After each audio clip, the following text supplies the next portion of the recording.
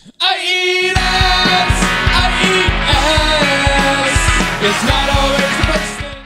What up, YouTubers? Kurt here, and today I'm going to talk about why bands like Led Zeppelin, the Beatles, why they're going to be hard to mimic in the future generations. And I'm not talking about their musical style. Like, their musical style has been kind of copied a million times ever since their era.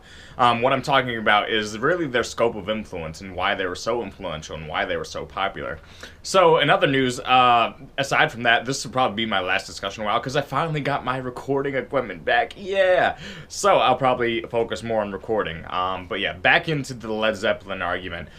This kind of goes into the theory that over time, well, early on, within any musical movement or any like scientific movement, there's a lot of big names at the beginning of a movement, and so everything after that becomes more collaborative.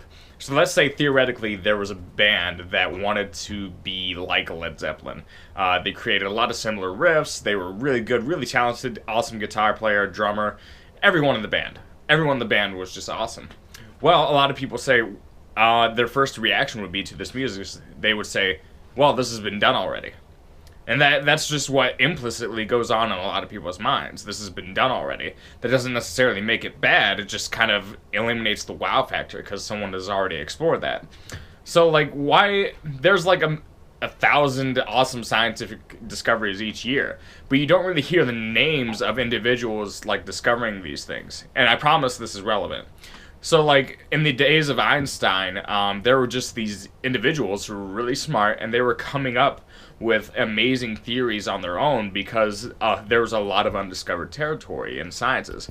But now, science, like music in general, it's becoming so much more collaborative, and there's much more going on. There's so much more noise. And that's why today, if there's a scientific discovery, a university is credited with it, not an individual. So, like, we're going to see a lot of genre shifts, and we're not going to see individual bands stand out as much, like Led Zeppelin. So, like, they set the precedent for a lot of people to follow and evolve from there. So, a lot of big names today, like, they're really flashes in the pan. So, I don't think, in 20 years, I don't think people will really know that much about Taylor Swift.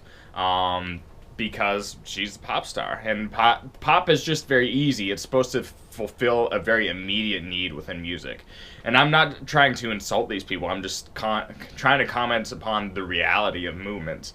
Most people in pop, they're not really talking about much that is new. So I recommend looking up a guy named Richard Cheese. Alright, so he did a lot of covers that were very interesting.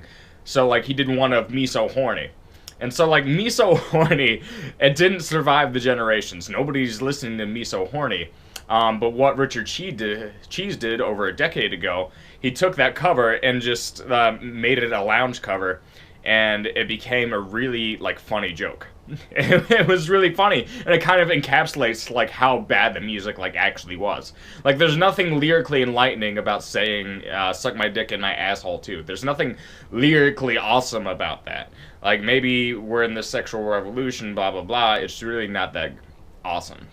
So, hopefully this all comes back to the point of Led Zeppelin and saying that they were the beginning of a huge rock era. And a lot of people still consume rock music, but competition, the natural flow of things, competition just gets so much harder, and there gets to be so much more awesome musicians, and they fail to stand out as much. So that is the funnel effect. The funnel effect is why it will be hard for future generations to achieve the scope and influence that these other bands and artists had. And so going forward, I guess that's a good precedent for saying that it may not be a great goal to have that much influence. Just make it your goal to try to make good music. So yeah, that's my final discussion, hopefully for a long time, because I got my new equipment back. If you like this video, feel free to subscribe, all that stuff. Low production value, but high discussion value, hopefully. So I appreciate it, guys. So feel free to stay tuned, and I appreciate it.